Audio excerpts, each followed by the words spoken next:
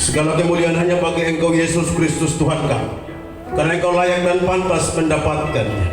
Kami bangga punya Allah yang begitu dahsyat dan luar biasa, Allah yang mencari kami manusia, dan tidak ada andil sedikit pun dari pihak manusia bertalian dengan keselamatan yang Kau kerjakan, dan semua adalah anugerah. Dan malam ini bersama jemaat Tuhan Gereja Kemen Injil Indonesia Jemaat Pintu Elok Nangapino Kalimantan, kami bersama-sama merayakan kelahiran Tuhan kami Yesus Kristus Tuhan dan Juru Selamat. Dan menandainya malam ini kami akan mendengarkan firman Allah. Oleh sebab berdoa, Tuhan mengurapi hamba-Mu yang sederhana dan biasa ini, dan urapan yang baru dan segar dari Tuhan. Taruhkanlah perkataan-perkataan firman-Mu dalam bibir lidah hamba dan umat Tuhan yang mendengar kerja.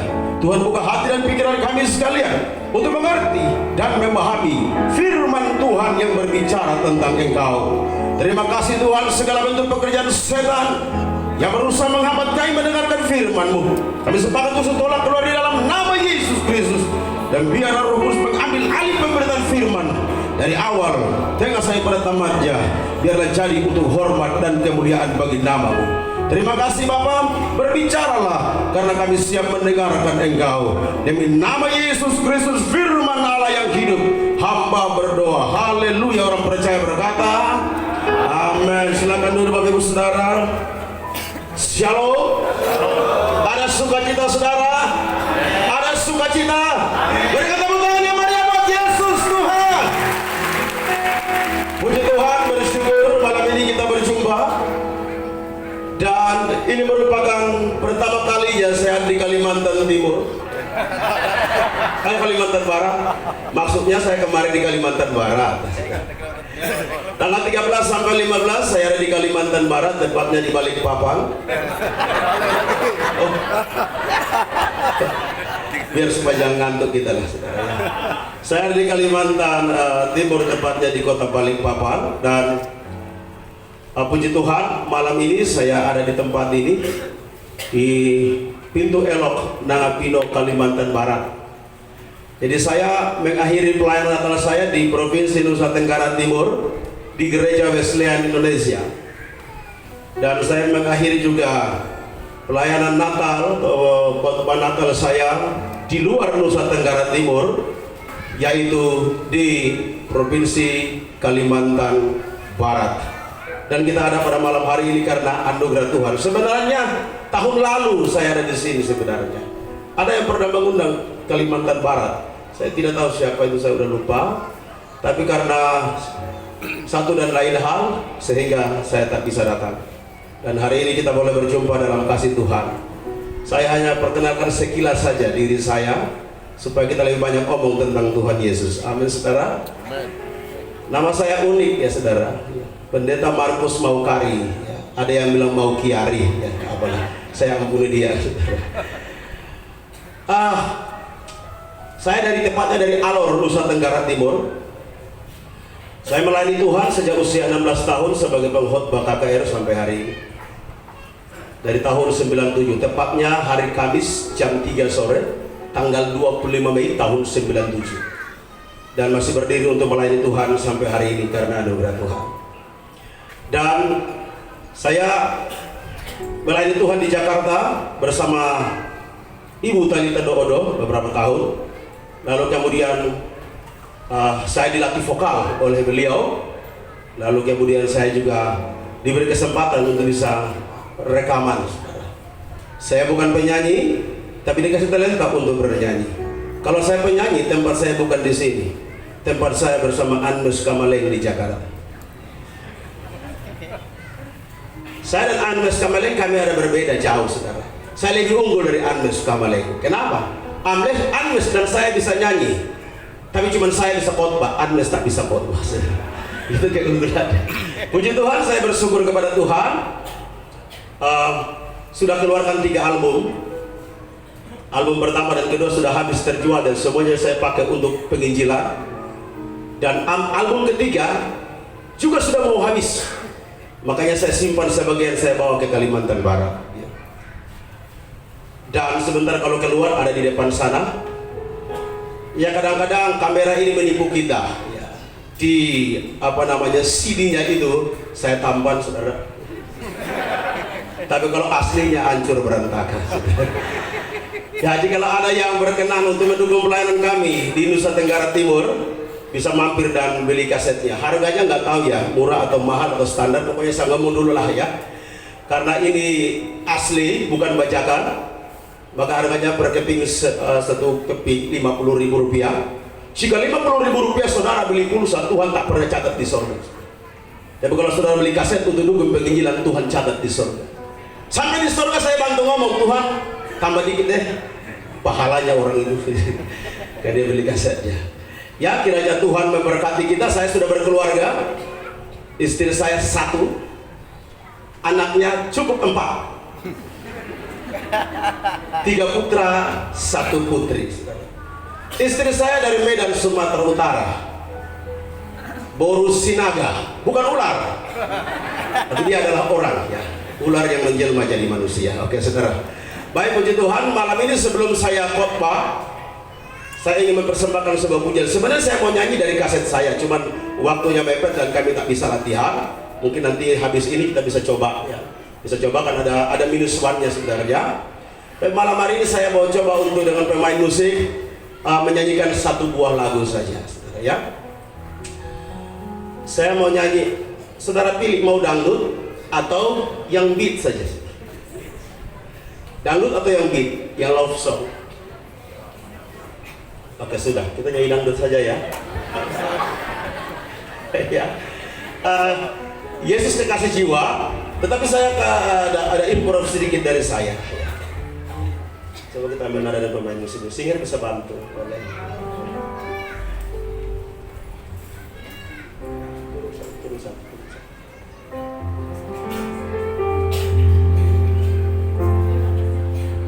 Siang dan malam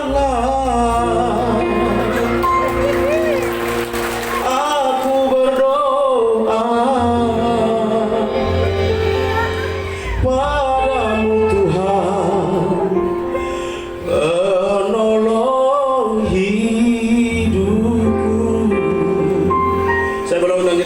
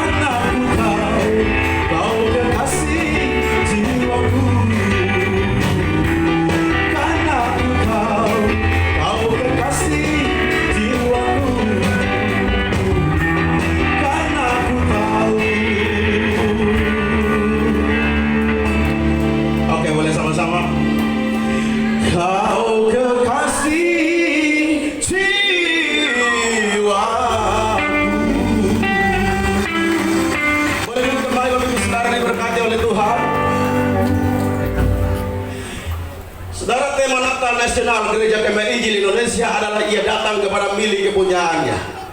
Oleh karena berkaitan, saya bersama Pastor Harry Gill akan bergantian berkhotbah di tempat yang sama dan hari yang berbeda, jam yang berbeda, tetapi ketemu juga dengan orang yang sama. Maka saya akan pecahkan khotbah saya dalam beberapa bagian selama saya ada di Nangapino. Khotbah-khotbah akan berkaitan dengan tema utama di atas.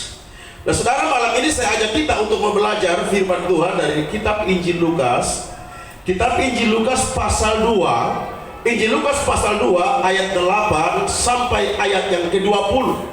Injil Lukas pasal 2 ayat sampai dengan ayat yang ke-20. Saya akan membaca ayat 8 sampai dengan ayat yang ke-19 dan Bapak Ibu Saudara membaca ayat yang ke-20. Injil Lukas pasal 2 ayat 8 sampai 20. Saya akan baca ayat 8 sampai ayat 19 dan Bapak Ibu Saudara akan membaca bersama-sama ayat yang ke-20. Beginilah bunyi firman Tuhan. Gembala-gembala. Di daerah itu ada gembala-gembala yang tinggal di padang menjaga kawanan ternak mereka pada waktu malam. Tiba-tiba berdirilah seorang malaikat Tuhan di dekat mereka, dan kemuliaan Tuhan bersinar meliputi mereka, dan mereka sangat ketakutan. Lalu kata malaikat itu kepada mereka, "Jangan takut, sebab sesungguhnya aku memberitakan kepadamu kesukaan besar untuk seluruh bangsa. Hari ini telah lahir bagimu juru selamat, yaitu Kristus Tuhan di kota Daud. Dan inilah tandanya bagimu, kamu akan menjumpai seorang bayi dibungkus dengan lampin dan terbaring di dalam palungan." Dan tiba-tiba tampaklah bersama-sama dengan malaikat itu sejumlah besar bala tentara sorga yang memuji Allah, katanya, "Kemuliaan bagi Allah di tempat yang maha tinggi, dan damai sejahtera di bumi di antara manusia yang berkenan kepadanya." Setelah malaikat-malaikat itu meninggalkan mereka dan kembali ke sorga, gembala-gembala itu berkata seorang gembala yang lain, "Marilah kita pergi ke Bethlehem untuk melihat apa yang terjadi di sana, seperti yang diberitahukan Tuhan kepada kita." Lalu mereka cepat-cepat berangkat dan menjumpai Maria dan Yusuf dan bayi itu yang sedang berbaring di dalam palungan. Dan ketika mereka melihatnya, mereka memberitahukan apa yang telah dikatakan kepada mereka tentang anak itu. Dan semua orang yang mendengarnya heran tentang apa yang dikatakan gembala-gembala itu kepada mereka. Ayat 19, tetapi Maria menyimpan segala perkara itu di dalam hatinya dan merenungkannya. Jemaat baca ayat 21, 23. Maka kembalilah gembala-gembala itu sambil memuji dan memuliakan Allah, karena segala sesuatu yang mereka dengar dan mereka lihat semuanya sesuai dengan apa yang telah dikatakan kepada mereka. Puji Tuhan, izinkan kembali saya bacakan buat kita ayat 14. Kemuliaan bagi Allah di tempat yang maha tinggi, dan damai sejahtera di bumi di antara manusia yang berkenan kepadanya. Dari bacaan firman Tuhan ini saya mengajak kita untuk merenungkan satu kebenaran di bawah satu tema, yaitu Gloria in excelsis Deo. Apa saudara? Gloria in excelsis Deo, segala kemuliaan bagi Allah. Yang lengkapnya berbunyi, Gloria in excelsis Deo et intera pax hominibus burnae voluntatis.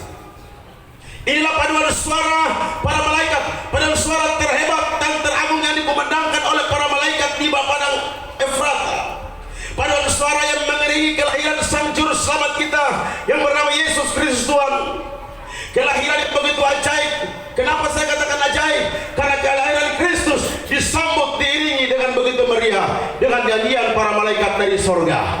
Pernahkah saudara menjumpai kelahiran seorang raja, kelahiran seorang nabi, kelahiran seorang filsuf, kelahiran seorang pendiri agama yang kelahirannya disambut begitu meriah oleh para malaikat di sorga? Tidak ada.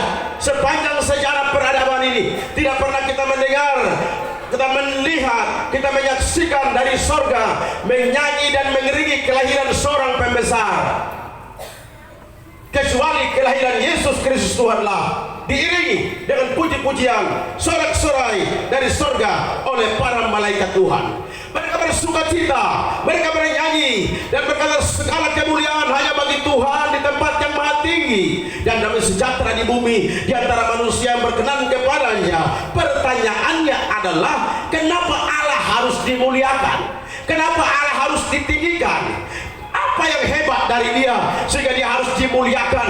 Apa yang hebat dari Allah sehingga dia harus ditinggikan? Saudara-saudara, kita akan belajar beberapa kebenaran. Kenapa kemuliaan hanya bagi Allah di tempat yang maha tinggi? Yang pertama, kalau kita menjumpai dalam Lukas pasal 2 ayat yang ke-10, sekali lagi saya bacakan buat kita Lukas 2 ayat 10. Lalu kata malaikat itu kepada mereka, jangan takut, sebab sesungguhnya aku memberitakan kepada mereka kesukaan besar untuk seluruh bangsa. Kenapa kemuliaan hanya bagi Allah di tempat yang maha tinggi? Karena ada satu berita kesukaan datang dari Tuhan, bukan saja untuk satu kelompok, bukan saja untuk satu komunitas, tapi untuk seluruh bangsa. Berita kesukaan atau berita kabar baik adalah berita tentang kehadiran Kristus sebagai Tuhan dan Juru Selamat. Dia datang ke dalam dunia, itu merupakan kabar baik. Kesukaan besar, kabar baik bukan saja untuk orang Yahudi, tapi untuk seluruh bangsa. Sehingga di dalam Kristus tidak ada lagi perbedaan. Amin. Karena berita kesukaan adalah untuk seluruh bangsa, tidak hanya untuk satu orang saja. Tetapi di dalam perjanjian lama dari bangsa Israel ada satu nabi yang dibilang kepala batu atau orang Kupang. Orang Kupang bilang kepala batu, keras kepala. Siapa dia? Dia Yunus, Nabi Yunus. Tuhan berkata, Yunus, pergilah ke kota Niniwe, beritakan pertobatan supaya orang-orang Niniwe itu beroleh sikapnya dan diselamatkan. Yunus pergi, tetapi bukan ke Niniwe. Dia pergi, dia mau lari dari hadapan Tuhan. Karena Yunus berkata bahwa orang selain orang Israel tak perlu mendapat keselamatan, tak pantas mendapat keselamatan. Orang Niniwe tak pantas mendapat keselamatan karena orang Niniwe adalah bangsa kafir atau kafirum. Bangsa Niniwe bangsa kafir, bangsa yang tidak pantas untuk menerima anugerah dari Allah, bangsa yang harus dihukum oleh karena kesalahan mereka. Yunus menyimpang, tetapi apa yang diperbuat Yunus bertentangan dengan apa yang ada di hati Tuhan. Hati Tuhan itu kadang sulit kita mengerti. Amin. Hati Tuhan itu kadang sulit kita mengerti. Pikiran Tuhan kadang kita tidak bisa pahami. Alkitab berkata, jalanku bukanlah jalanmu, sebagaimana tinggi langit dari bumi, demikian rancanganku daripada rancanganmu, pikiranku dari pikiranmu. Tidak ada seorang manusia pun yang bisa dengan rasionya, dengan akalnya yang terbatas mengukur Tuhan yang hebat, dahsyat dan luar biasa. Pikiran Yunus terlalu sempit. Dia hanya memikirkan dirinya sendiri. Dia tidak memikirkan keselamatan orang lain. Kadang-kadang kita pun demikian kan? Kita mau ukur Tuhan dengan akal kita yang sempit. Kita mau Tuhan ikut maunya kita, bukan ikut maunya Tuhan. Pada suatu hari, seorang profesor lewat di sebuah komplek perumahan. Di situ ada 3 orang anak sementara duduk di sana bersantai riang. Lalu profesor menyapa mereka, "Hai anak-anak." Mereka pun balas, "Ya profesor." Profesor bilang, "Kamu lagi ngapain di situ?" "Oh, lagi minum susu, profesor." "Oh ya, kamu 3 ini kan yang mendapatkan hadiah Nobel ya?" "Iya profesor." Ada seorang anak menjawab, "Ya, semua karena Tuhan." Profesor terhenti sebentar. Dia berkata, "What? Apa you bilang? Tuhan?" "Iya." "Di mana Tuhan?" "Di atas." "Kau bisa lihat Tuhan?" "Tak bisa." "Kau bisa raba Tuhan, sentuh Tuhan?" "Tak bisa." Maka menurut ilmu pengetahuan sains, bahwa sesuatu yang tak bisa dilihat, sesuatu yang tak bisa diraba, itu tidak ada. Lalu sementara profesor berjalan, tiba-tiba seorang anak panggil, "Permisi profesor." "Permisi," tanya profesor. Ketika tadi profesor berkata bahwa Tuhan itu tak ada, kira-kira profesor bicara pakai apa? Ya, pakai otak dan pikiran saya. Oke. Apakah profesor bisa melihat otak dan pikiran profesor? Tak bisa.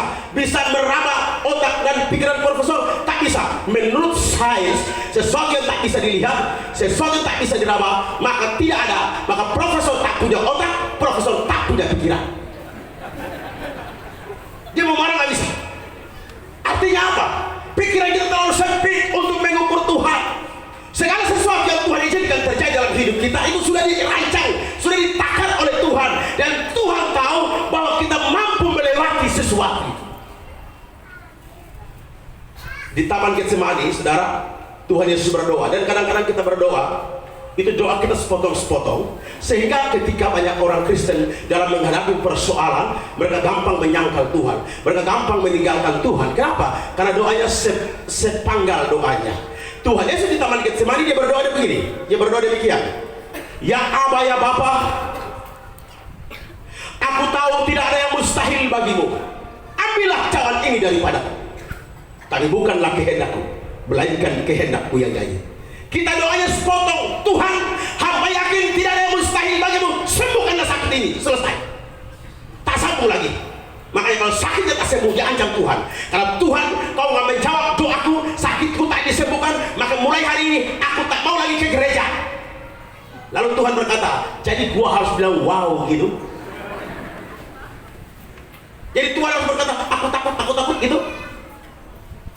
Saudara mau ancam Tuhan, tak ancam Tuhan, tidak ada untung ruginya sama Tuhan. Yang untung kita, yang ruginya kita. Amin. Maka sesungguhnya orang Kristen yang memahami hati Tuhan, memahami jalan pikiran Tuhan, doanya beda. Tuhan, aku yakin kau berkuasa sembuhkan sakit tumorku, sakit kankerku ini Tuhan, sakit lambungku, sakit mahku. Aku yakin kau sanggup menyembuhkannya. Tapi janganlah kehendakku, melainkan kehendakmu yang jadi. Kalau memang kau rindu sama aku dan mempercepat kedatanganku kepadamu, maka biarkanlah tumor ini merajalela. Haleluya. Ini doa paling menakutkan, saudara. Dan tak ada yang mau doa macam begitu. Karena orang berpikir bahwa didoakan sembuh dari sakit itulah pimpinan Tuhan. Karena orang berpikir saya melamar pekerjaan, lolos, diterima sebagai PNS, maka itulah pimpinan Tuhan. Saudara tahu nggak? Ketika Tuhan Yesus setelah dibaptis di Sungai Yordan, itu dipenuhi Roh Kudus, kemudian Roh pimpin kemana, saudara? Roh pimpin ke sinagog? Apakah Roh langsung pimpin ke sekolah tinggi teologi Pontianak? Apakah Roh langsung pimpin ke hadapan seorang imam besar? Tidak. Alkitab berkata, Roh memimpinnya ke padang gurun. Bertemu siapa di sana? Bertemu Tuhan Allah kah? Mau bersemedi dia di sana? Mau berilmu di sana? Apa dilakukan di sana? Dia berjumpa dengan siapa? Berjumpa dengan iblis. Aneh, orang dipenuhi Roh Kudus bukannya langsung pelayanan, harus berjumpa dulu. Ada apa dengan iblis? Siapa dia? Sehingga harus aku menjumpai dia. Jadi salah satu tanda kepenuhan Roh Kudus bukan saja badan kita bergetar-getar, bukan saja ada bahasa asing keluar, tapi berhadapan dengan setan. Bilang samping kiri kanan, kamu yakin dipenuhi Roh Kudus? Tanya orang di sebelah saudara. Kamu yakin dipenuhi Roh Kudus? Maka besok bertemu setan. Maksudnya apa? Kenapa harus bawa ke padang gurun?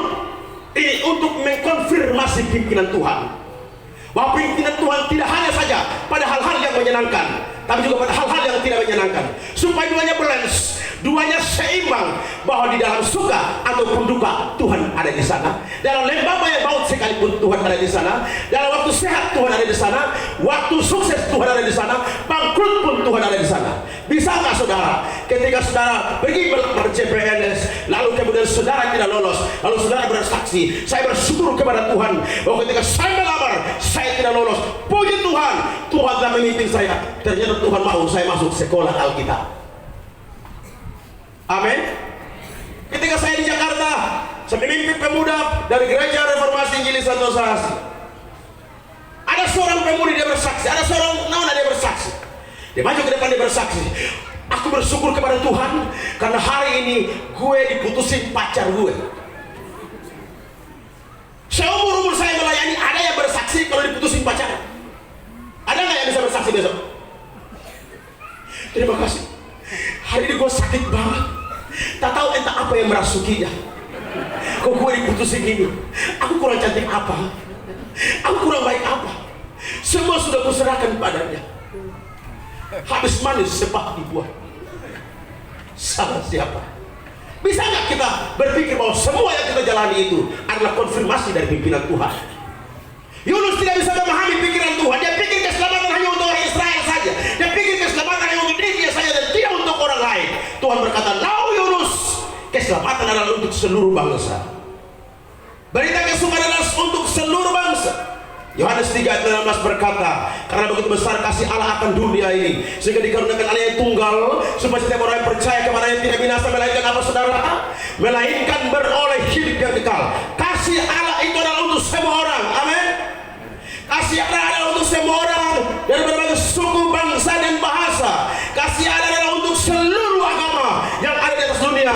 Tetapi hidup kekal untuk masuk surga hanya satu persoalan, yaitu harus percaya kepada Yesus Kristus Tuhan.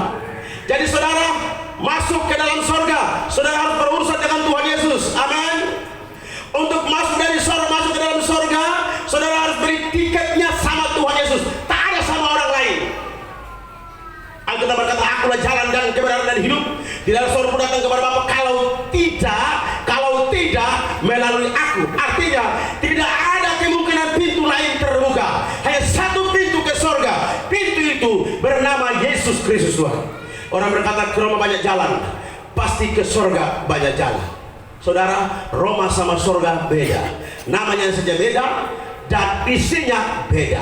Kalau di Roma ada air mata, di surga tidak ada air mata. Di Roma ada sakit penyakit, di surga tidak ada sakit penyakit. Di Roma butuh arsitek, di surga tidak butuh arsitek. Di Roma butuh dokter, di surga tidak butuh dokter. Amin saudara.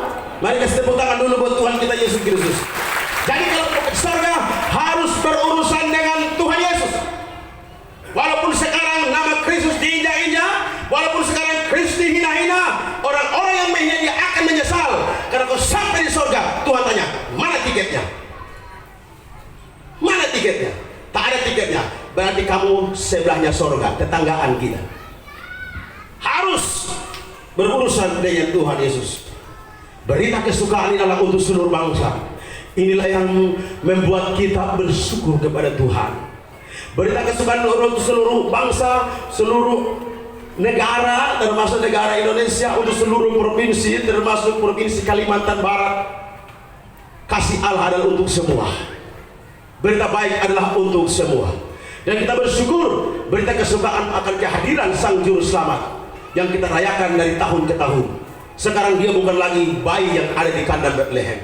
Dia adalah Raja kita yang akan datang kembali, yang akan menjemput saudara dan saya pulang ke surga, tempat di mana dia berasal. Kita pun akan pergi ke sana bersama-sama. Itu hal yang pertama. Kemudian bagi Allah, karena berita kesukaan besar adalah untuk seluruh bangsa. Kemudian hal yang kedua yang mau kita belajar adalah kemuliaan hanya bagi Allah. Kenapa? Karena berita kesukaan besar ini adalah untuk seluruh manusia dari berbagai tingkatan status sosial dan kasta yang berbeda. Kalau kita dengan teliti membaca Alkitab, maka kedatangan Kristus, kita lihat yang pertama adalah untuk para gembala. Awalnya Yusuf dan Maria, lalu kemudian untuk para gembala. Kaum gembala ini mewakili kaum marginal, kaum rendahan, kaum terpinggirkan, kaum yang tidak dipedulikan.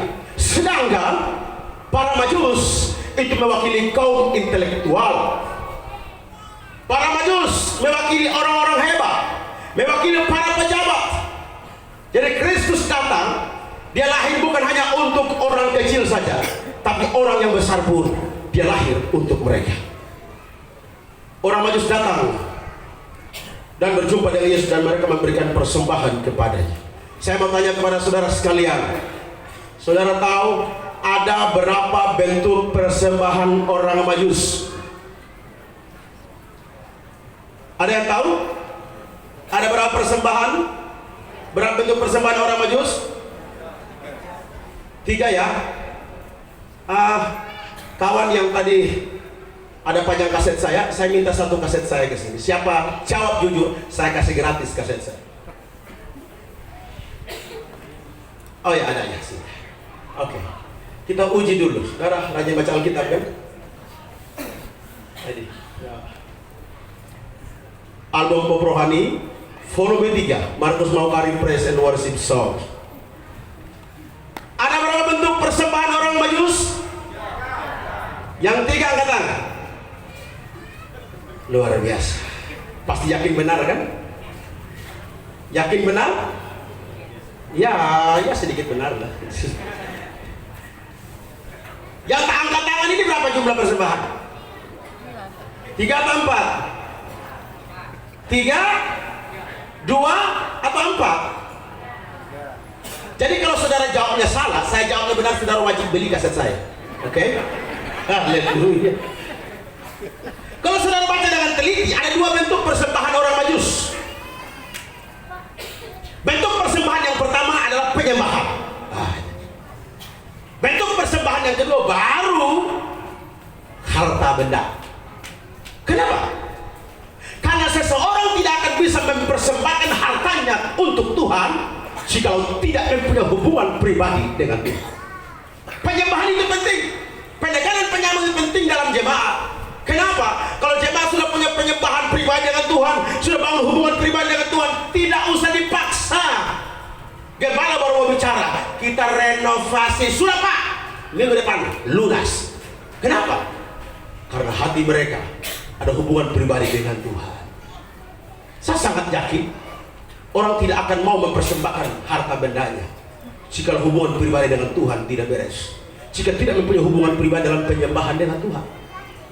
Kalau orang yang hanya memberi harta tanpa ada hubungan dengan Tuhan, pertama, kemungkinan cari muka. Supaya sayalah penyumbang paling besar. Karena saya penyumbang paling besar, saya bikin dosa, gembala tak berani tegur saya. Karena kalau gembala tegur saya keluar, gereja pun roboh semua. Karena semua sumbangan dari saya. Itu kemungkinan pertama. Kemungkinan yang kedua, terpaksa. Daripada tak enak dengan orang sebelah, mendingan aku ngasih. Terpaksa. Cari muka dan terpaksa, tak ada upah di sorga. Amin. Saudara boleh nyumbang banyak-banyak, tapi tidak akan dapat apa-apa. Kalau motivasinya supaya dipuji orang. Nah, bayangkan sumbang pembangunan, terus nama tak masuk di warteg, dia ngamuk. Saya udah ngasih ya, Pak Bendahara, saya udah ngasih. Mata lu tahu di mana? Hah? Saya udah ngasih, tahu gak lu? Hah? Lu bikin saya tersinggung, Bendahara. Lu kalau gini, gue turunin lu ya. Lalu terpaksa. Ya sudahlah, terpaksalah daripada cerewet bendahara pembangunan, mending kasih. Tapi kalau orang yang betul-betul mempunyai hubungan erat dengan Tuhan, penyembahan dengan Tuhan, dia akan memberikan tanpa tanggung-tanggung. Saya menyanyi di GBI Mawar Saron, Jakarta. Habis saya nyanyi, keluar dari ambang pintu ada seorang bapak kejar saya dari belakang. Pak Pendeta, sama Pak Pendeta. Pak Pendeta, tunggu Pak Pendeta. Ini Pak mau karya? Iya. Kenapa? Tadi Pak menyanyi, saya diberkati oleh Tuhan. Oh, terima kasih. Sementara Bapak nyanyi, Tuhan berbicara kepada saya. Apa katanya? Apa dibilang Tuhan? Keren kalau bilang Tuhan berkata padaku. Keren banget. Apa katanya? Tuhan bilang, keluarkan seluruh isi dompetmu dan berikan kepada hamba. Kaget saya. Serius? Iya Pak. Please Pak ya, tolong diterima Pak, jangan ditolak. Sampai lu nggak ngomong saya mau, apalagi lu paksa. Saudara tahu, dia ngasih semua. Dan itu pengalaman terjadi satu kali dan tidak pernah terjadi lagi. Dan harapan saya, selepas khotbah ini ada yang manggil saya. Beri tepuk tangan dulu buat Tuhan Yesus Kristus. Oh indah. Kalau hati kita menyembah Tuhan, kita punya hubungan yang akrab dengan Tuhan, chemistry-nya dapat dengan Tuhan, rohnya dapat dengan Tuhan, maka dia datang kepada milik kepunyaannya. Aku kepunyaannya, dia kepunyaanku.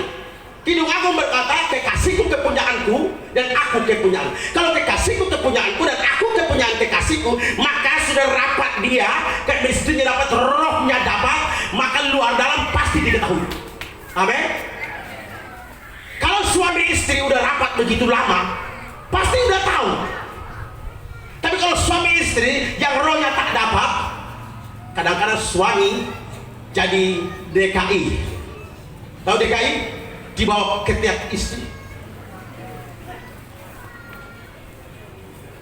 Ada seorang suami, dia pergi bekerja, dia tukang ojek, saudara.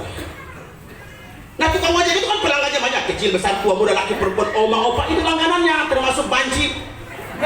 Itu kan langganannya. Suatu waktu dia bonceng seorang nona lewat depan rumahnya, istrinya manggil, "Hei Pak, Pak." Bapaknya terus, istrinya nelpon, tak hidup handphonenya, tak diangkat handphonenya. Marah istrinya, "Awas, mau pulang, ku cakar-cakar kau." Begitu pulang suaminya baru di ambang pintu, dia bilang, "Stop di situ.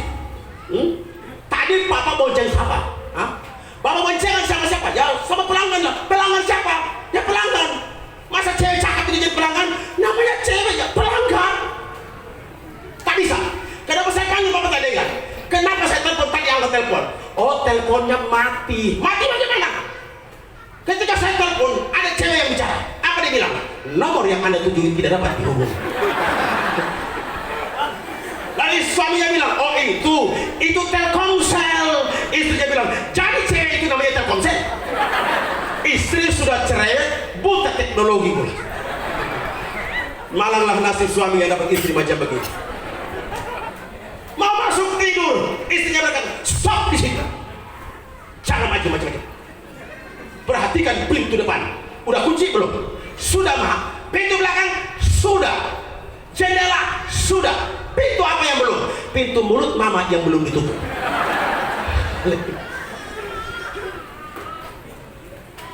Nah, suami istri kalau rohnya tak dapat begitu model. Tapi kalau suami istri rohnya dapat, saudara, karena mereka bersekutu lama-lama, yang pertama tandanya mukanya agak mirip. Coba lihat suami istri yang hadir malam ini. Coba angkat tangan suami istri. Ayo lihat suamimu, istri lihatlah suamimu, suami lihatlah istrimu. Dan berikanlah kami yang di depan ini menilai ada kemiripan di antara kalian. Karena lama-lama rapat mirip. Lalu mereka punya kode khusus untuk menyambut tamu. Kalau suami istri yang ada kemistrinya, rohnya nggak dapat, itu datang tamu di rumah, begitu dulu bapak langsung bilang, Ma,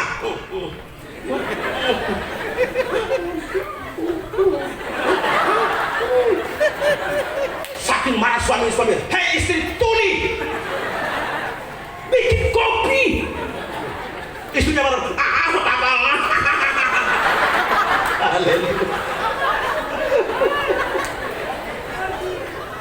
tapi kalau suami istri yang istrinya dapat, begitu dapat tamu, suami cuma batuk, saudara. Istri mengerti, kopi 1 gelas. Suami batuk yang kedua kali, teh manis 2 gelas. Lalu suami batuk yang kepanjangan, air putih 1 termos. Lalu istri ke belakang, gulanya habis, tak ada lagi kopi. Lalu tak ada juga uang. Lalu istrinya batuk dari dalam. Oh, bapak sudah paham. Suaminya paham. Kalau tak ada gula, tak ada kopi, tak ada uang. Lalu suaminya balas lagi. Artinya uang di bawah bantal. Bertemu tangan dulu buat Tuhan Yesus. Kalau roh kita dapat, luar biasa. Gembala, BPC, jemaat, kalau roh kita dapat, luar biasa. Kebanyakan generasi melihat lain dari gereja karena rohnya nggak ketemu di gereja. Mereka lebih nyaman di luar daripada di gereja. Kenapa? Masuk ke gereja, majelisnya tak pernah senyum, saudara. Aku sampai, salam Bapak, ya. Ini Pak, iya jalan, itu kan posisi di situ. Hanya gara-gara tak gereja 1 minggu, dia ngamuk. Kamu keluar ke gereja. Kenapa kamu ke gereja? Menurut peraturan gereja pasal 5, kamu disangsi. Makanya saudara, ketika saya sampai di Bank BCA, apa yang punyanya gereja dicuri oleh dunia. Ketika saya sampai di Bank BCA, begitu saya muncul, satpamnya langsung beri hormat pada saya. Selamat datang di Bank BCA. Saya langsung balas, terima kasih, terima kasih. Sampai ke dalam ada orang kedua, selamat datang di Bank BCA. Ada yang bisa kami bantu? Ya, ada yang bisa saya bantu. Masuk ke dalam lagi, saya mau mengisi formulir clearing, mau saya isi. Ada yang bisa saya bantu? Saya bisa bantu diri saya sendiri. Mereka tuntun sampai ke CS, luar biasa. Bayangkan kalau orang datang ke gereja, lalu asernya, penyambut tamunya di sana berkata, selamat datang di GKI Nangabino, silakan masuk ke dalam. Orang sudah ke dalam, dia masuk, nggak ada orangnya, udah masuk ke dalam. Luar biasa. Cobalah sekali-kali. Maka di mana-mana pun saya berada, saya berkata, kalau pilih badan pengurus jemaat, pilih majelis gereja, selain takut Tuhan, yang kedua harus tahu senyum, saudara. Karena itu modal utama. Senyum itu modal utama. Orang macam saya kan anjur berantakan. Kalau tak senyum, saya tak ada mau sama saya. Senyum itu modal. Belajar senyum. Memang untuk senyum dan tertawa itu ada yang bisa berekspresi, ada yang tak bisa ekspresi. Kalau orang tertawa ekspresinya kayak mana, saudara? Sampai tak guling-guling ke bawah, kepala di atas. ekspresi.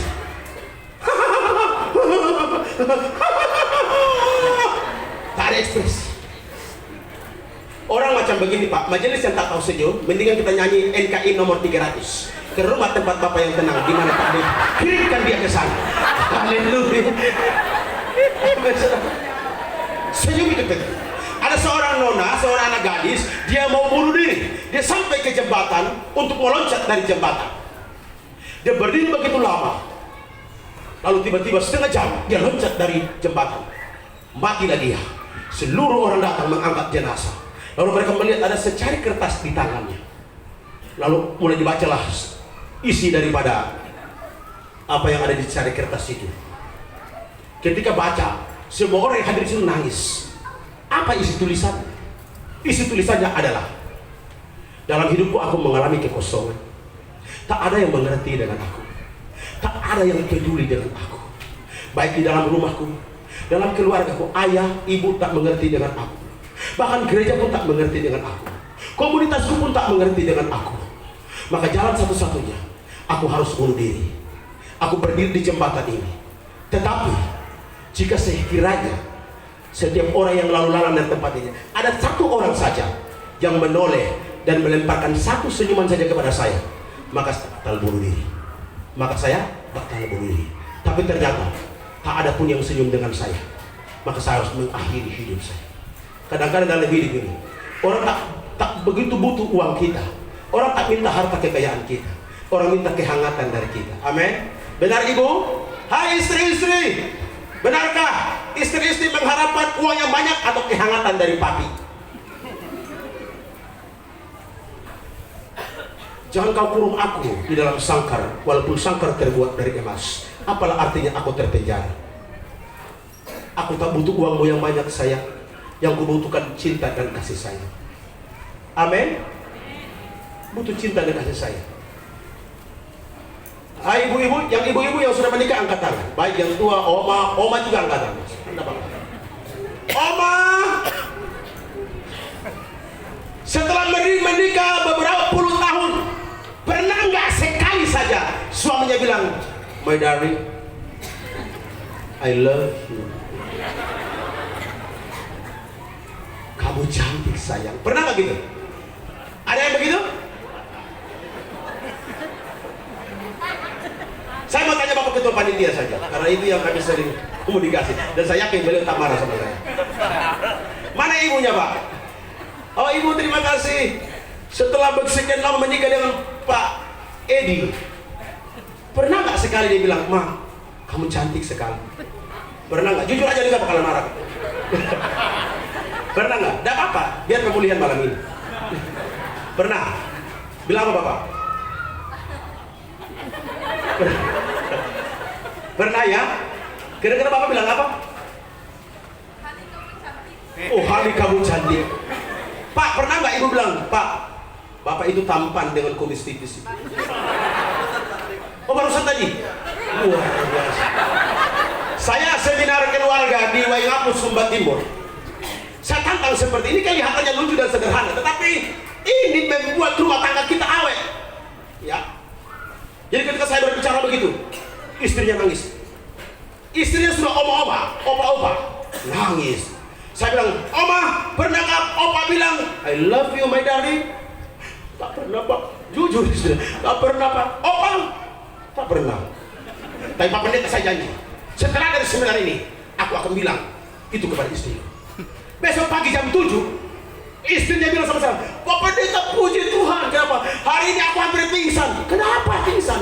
Pagi-pagi suamiku bangun, dia bilang, good morning my darling. Pak, aku mau pingsan Pak. Setelah menikah sampai opa baru dia bilang, my darling. Luar biasa.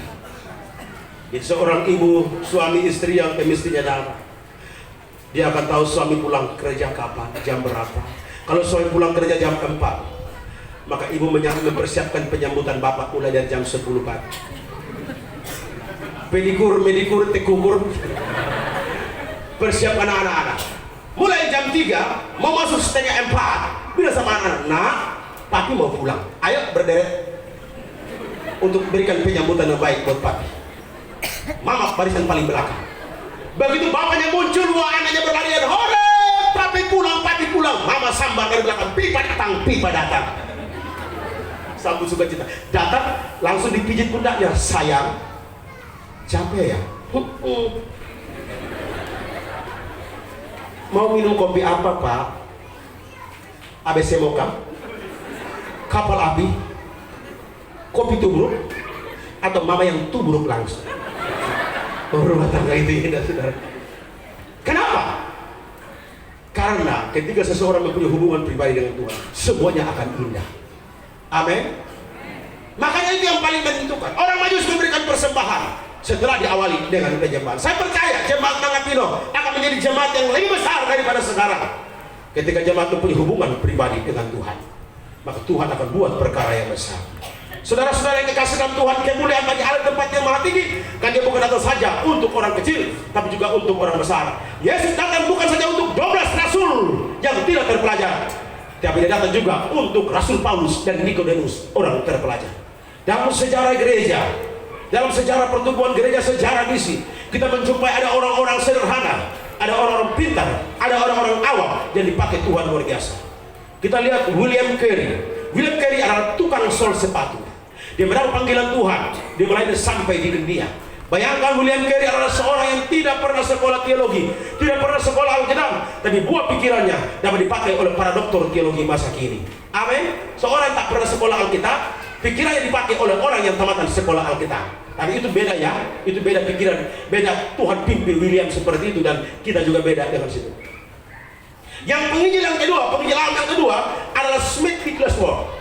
Smith Wigglesworth adalah penginjil buta huruf, tak bisa baca, tak bisa tulis. Istri yang ajar di rumah, istri yang ajar. Ini Ibu Budi, ini Bapak Budi, ini Kakak Budi. Terus opanya Budi mana? Dia ngajar.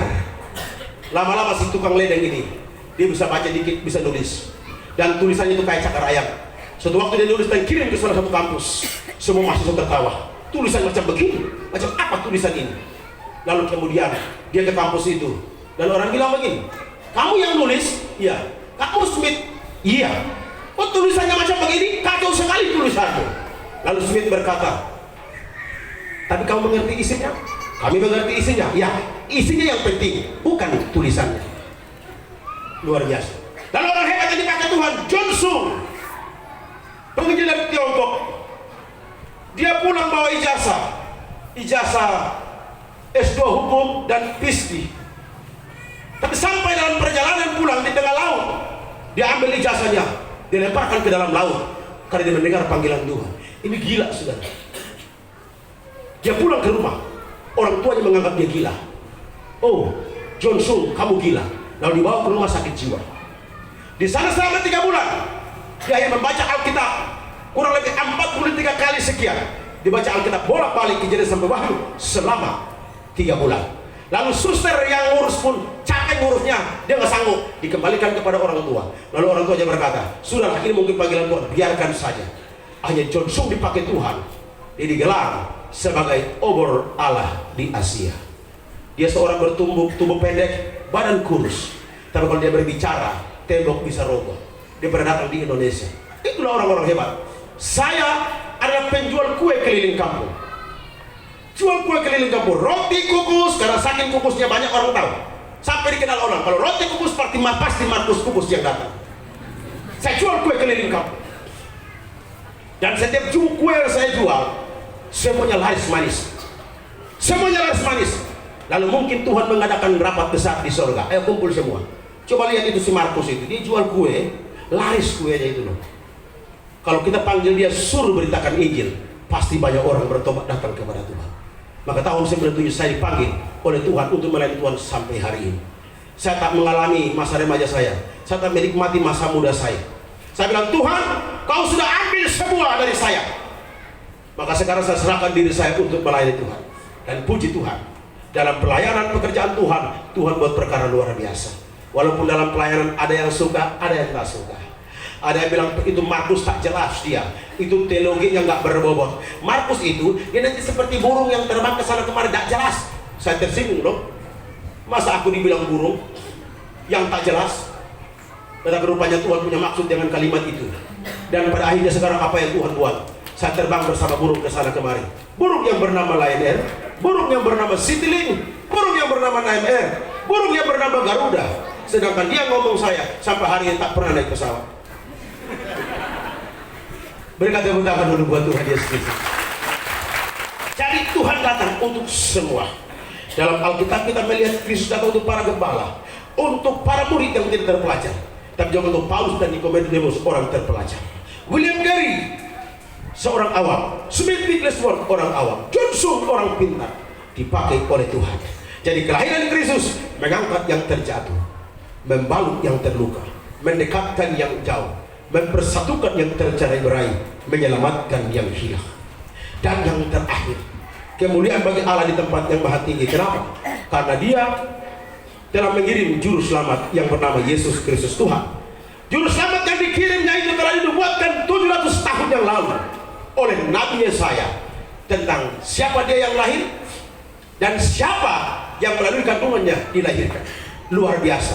Bahwa seorang muda, seorang perawan akan mengandung dan melahirkan seorang anak laki-laki.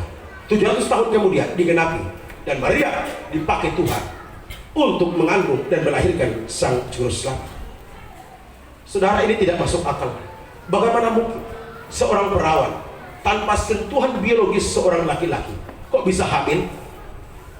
Maka orang berkata, mana mungkin dia hamil?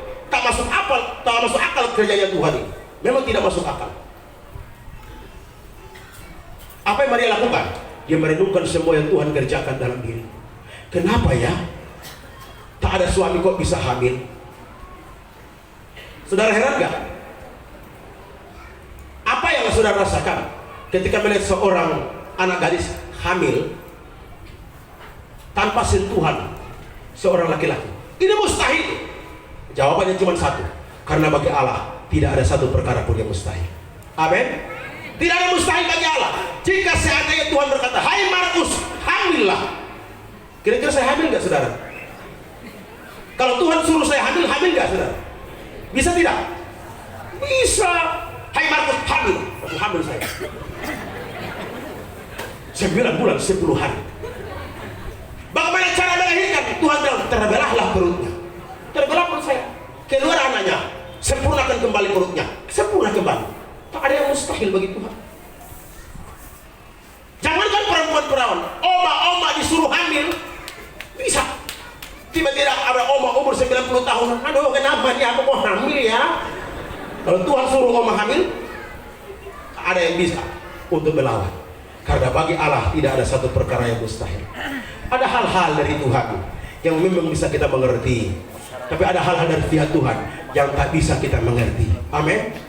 Kalau yang tak bisa kita mengerti, jangan dicari-cari. Seorang mahasiswa di salah satu STT di kota Jakarta, dia buat tesisnya, skripsinya. Dia buat dengan judul, dari manakah Allah berasal? Itu judul skripsi. Dari manakah Allah berasal? Pendahuluan bab 1, latar belakang masalah, masuk landasan teori bab yang kedua. Dia tulis, adakah ayah dan ibu? Dia berusaha cari begitu lama, 6 bulan untuk skripsi ditulis. Dia melebihi sampai 1 tahun. Dia cuti 6 bulan yang kedua. Ternyata apa yang dia dapatkan? Dia stres dan sakit jiwa, lalu dikirim ke rumah sakit. Jadi kalau ada hal-hal dari pihak Tuhan yang memang tidak bisa kita mengerti, jangan coba-coba cari gara-gara untuk mencari tahu. Nanti stres. Kenapa begini? Kenapa begitu? Kenapa begini? Kenapa begitu Tuhan? Kami udah menjalin hubungan begini lama. Besok mau nikah, udah foto private. Sudah foto prewedding Tuhan. Kok tiba-tiba dia pergi dengan wanita lain? Kenapa Tuhan? Kadang-kadang sakit loh. Ada sesuatu yang Tuhan izinkan itu sakit. Tapi kalau kita belajar dan mengenal hati Tuhan, bagi Allah tidak ada yang mustahil. Dan apa yang Tuhan rencanakan melebihi cakupan akal dan rahasia saya. Maka saya serahkan semuanya ke dalam tangan Tuhan. Maka Dr. Petrus Octavianus berkata, pikirkanlah hal-hal yang besar sampai kamu tidak bisa mampu memikirkan. Lalu kamu hanya bergantung kepada Tuhan. Ketika Anda sukses, Anda berkata karena Tuhan. Bapak Ibu Saudara yang dikasihi oleh Tuhan, Yesus Kristus Juru Selamat dikirim datang ke dalam dunia. Dia datang kepada milik kepunyaannya. Tapi sayang, ada milik kepunyaannya yang terima, ada yang menolak. Kiranya kemuliaan bagi Allah di tempat yang maha tinggi nyata di tempatnya. Di sini pun kita memuliakan dan meninggikan Dia, mengagungkan Dia, karena Dia begitu hebat. Kita bisa berkata sama-sama, Gloria in excelsis Deo. Segala kemuliaan bagi Allah di tempat yang maha tinggi, dan damai sejahtera di bumi di antara manusia yang berkenan kepadanya. Tundukkan kepala di hadapan Tuhan.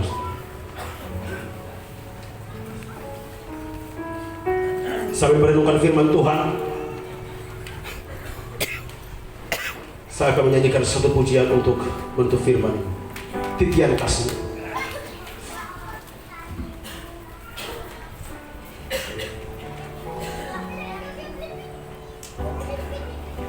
Haleluya.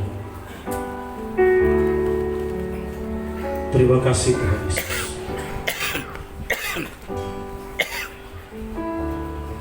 Di tempat maha tinggi, namun tak tersembunyi, kasih sayang-Mu Tuhan. Engkau datang ke bumi untuk menggenapi janji tentang Yerusalem yang baru.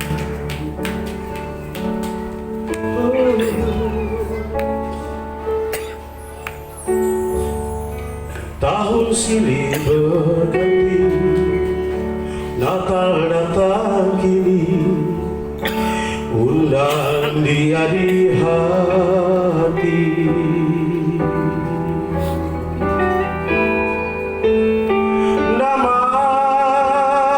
Damaikan diri ini,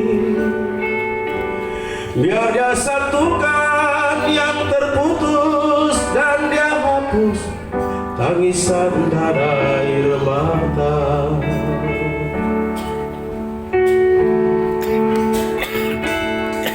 Bila ku renungkan diriku ini,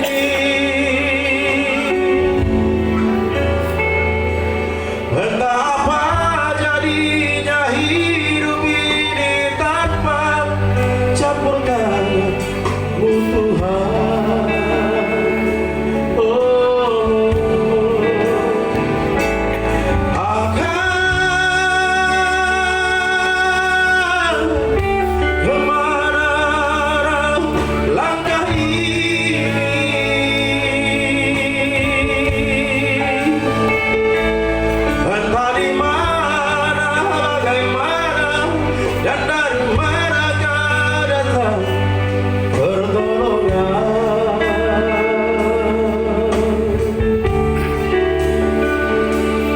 Tanpa Kau buka, Tuhan, tirai kasih-Mu, Tuhan, maka titian akan ada di depanku, hanyalah jurang yang menyala. Saudara, coba renungkan, jika seandainya Kristus tidak pernah datang ke dalam dunia, apakah yang akan terjadi dalam hidup? Kita bersyukur Dia datang. Dia memasang jembatan di antara jurang yang memisahkan kita dengan Tuhan. Jembatan salib itu berdiri, Anda dan saya diselamatkan.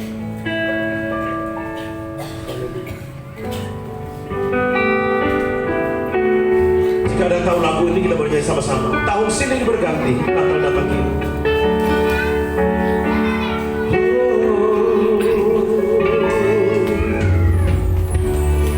Tahun silih berganti, Natal datang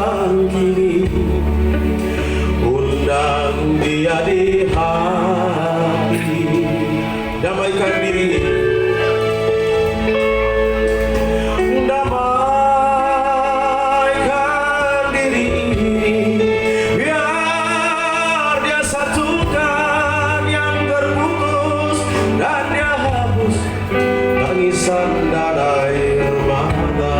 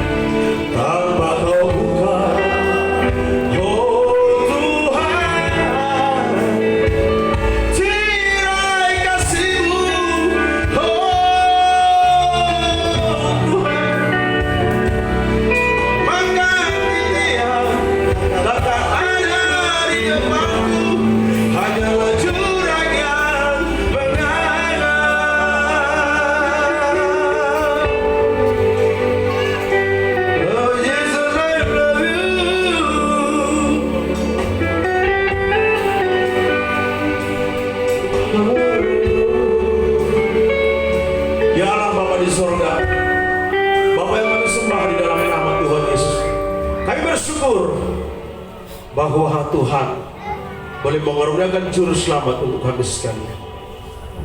Engkau telah mengajar banyak hal bagi kami sekalian pada malam hari ini.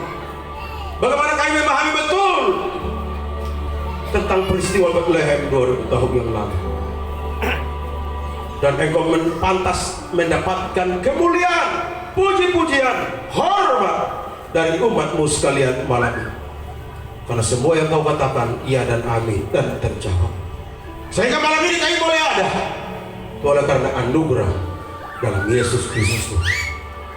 Jikalau ada malam hari ini ya Tuhan yang belum membuka hatinya bagi Kristus, biarlah mereka tidak boleh melewatkan malam tanpa mengalami berlalunya yang lalu, yang manusia lalu, dan mendapatkan yang baru sebagai ciptaan baru dari Tuhan. Terima kasih Bapa. Hamba sudah berhenti berbicara, tapi Engkau Roh Kudus tidak akan pernah berhenti, akan terus menerus memperdengarkan dan menggaungkan firman dimanapun kami pergi dan berada. Terima kasih Bapa, dalam nama Yesus Kristus, Tuhan dan Juru Selamat, satu-satunya Juru Selamat, satu-satunya pengurus kami, satu-satunya tabib, satu-satunya Raja yang akan datang. Dalam nama yang agung dan mulia itu kami berdoa dan bersyukur. Haleluya, haleluya. Orang percaya berkata amin. Berikan dulu kemuliaan buat Tuhan kita Yesus Kristus. Tuhan berkati dan kembali ke dalam surga.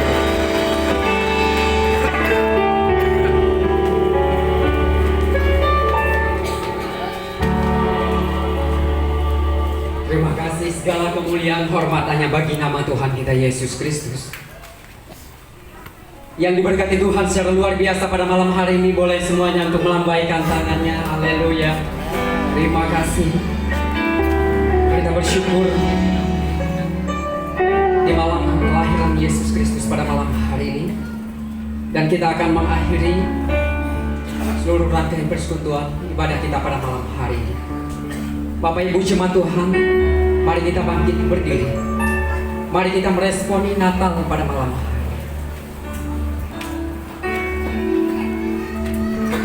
Kita bersyukur karena hanya kasih setia Tuhan yang boleh mengizinkan kita, memberikan kesempatan untuk kita boleh Natal bersama-sama keluarga kita, Natal bersama orang tua, bersama mama, bersama papa. Karena kita tidak tahu akan hidup kita malam hari, esok dan seterusnya. Mari kita naikkan pujian ini sebagai doa kita untuk orang-orang yang kita kasih. Selamat Natal, Mama dan Papa.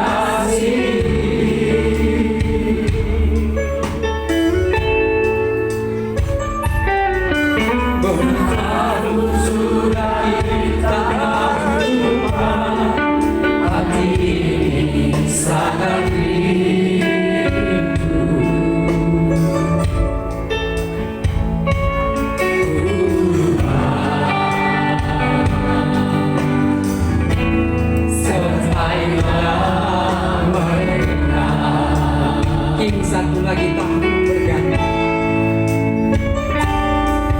kini satu lagi tahun berganti. Di hari ini kita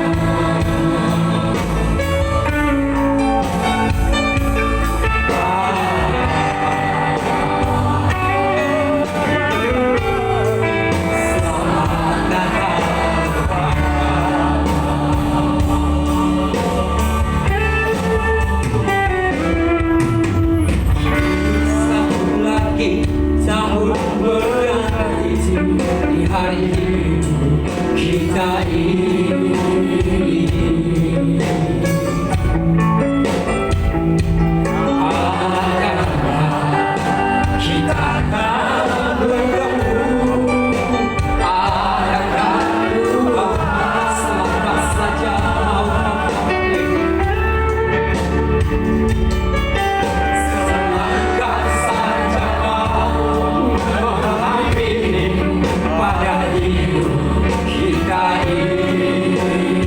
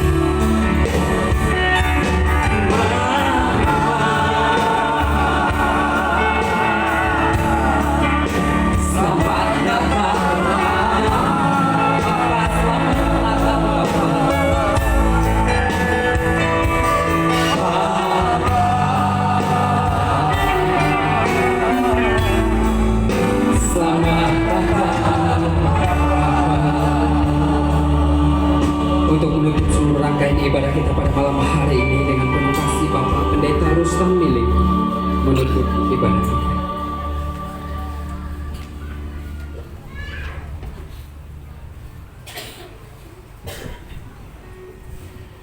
Mari kita berdoa. Ya Tuhan Allah Bapa kami di surga, kami bersyukur malam hari ini bersama dengan seluruh orang percaya di permukaan bumi ini.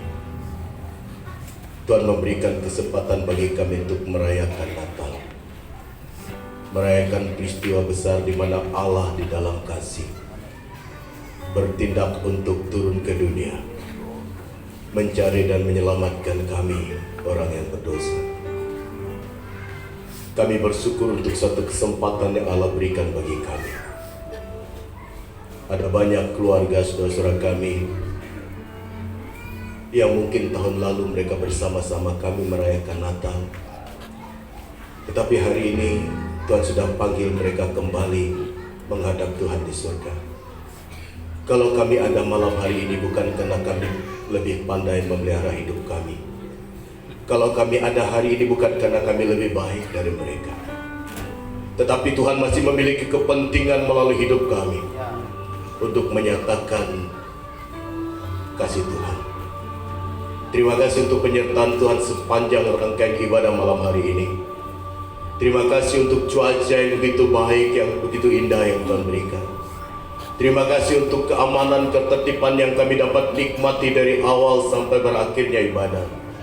Terima kasih untuk semua pelayan yang Tuhan percayakan melayani malam hari ini, siapapun mereka. Dan terima kasih untuk seluruh jemaat Tuhan yang Tuhan panggil dengan nama kami masing-masing. Kami berdiri di hadapan Tuhan malam hari ini, dan kami percaya tidak seorang pun kami akan kembali dengan sia-sia. Pastikan bahwa damai sejahtera Natal itu ada di dalam hati dan hidup kami, membawakan satu damai sejahtera di tengah-tengah keluarga kami, tengah masyarakat di mana kami berada. Dan bersyukur untuk hamba-hambamu, aparat keamanan, anggota TNI Polri yang Tuhan percayakan untuk mengamankan kegiatan malam hari ini. Diberkatilah mereka oleh karena nama Tuhan.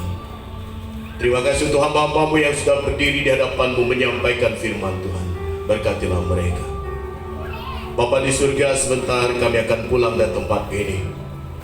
Sebagaimana Tuhan pelihara kami dengan selamat tiba di tempat ini, dengan iman kami percaya bahwa Tuhan yang sama akan mengantarkan kami pribadi lepas pribadi kembali ke rumah kami dengan tidak kurang suatu apapun.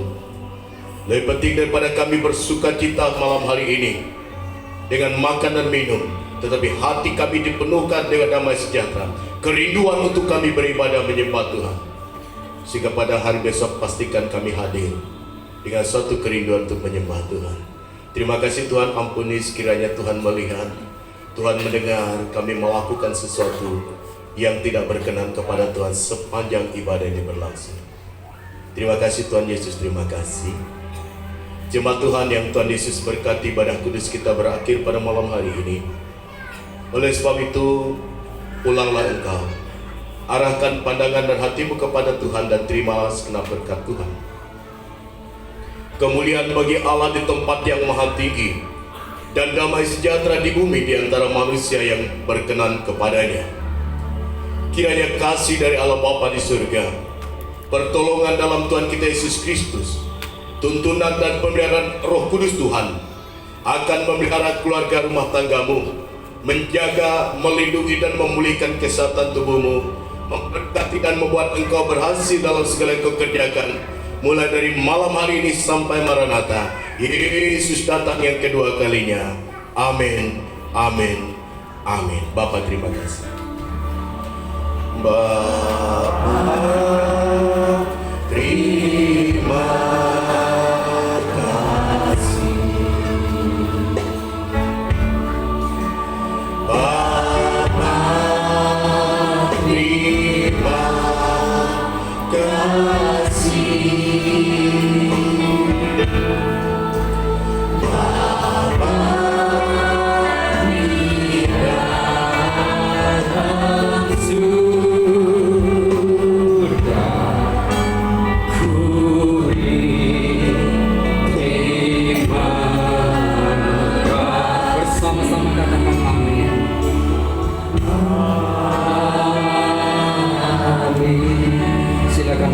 bisa teduh di depan masing